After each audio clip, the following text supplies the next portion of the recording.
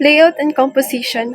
Layout and compositions are two fundamental aspects of design that involve arranging visual elements in a harmonious and meaningful way to create a visually appealing and effective composition. They contribute to the overall aesthetics, usability, and impact of design, ensuring that the visual elements work together harmoniously to convey the desired message and create a positive user experience. What are layout and composition in design? Layout and composition refer to the arrangement and organization of visual elements within a design. It involves the deliberate placement, sizing, and alignment of elements such as text, images, and graphics to create a harmonious and visual appealing composition. Layout and composition play a crucial role in guiding the viewer's eye, establishing hierarchy, and conveying information effectively. Good morning, everyone. Let me discuss you about the visual hierarchy. Visual hierarchy is the principle of arranging elements to show their order of importance. Designer structure visual characteristic menu icons so user can understand the information easily by laying out elements logically, strategically. Designers, influencers, users, and perception and guide them to desired action. Balance and harmony. What is the importance of balance in design? Balance in designs cover how elements are weighted against each other on different sides of design. Create cohesiveness, completion, and satisfaction. Your composition should be balanced vertically, horizontally, diagonally, or background versus foreground.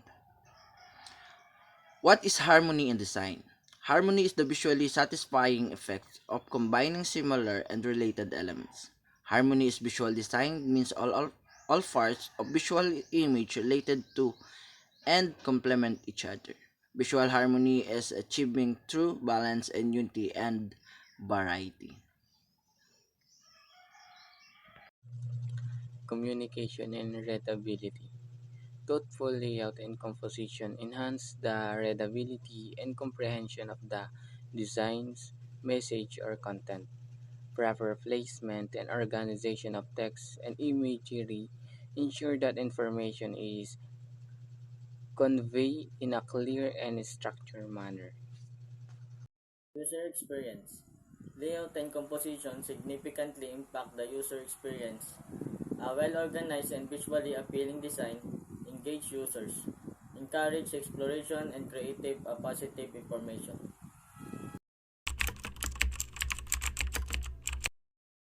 Alignment and proximity.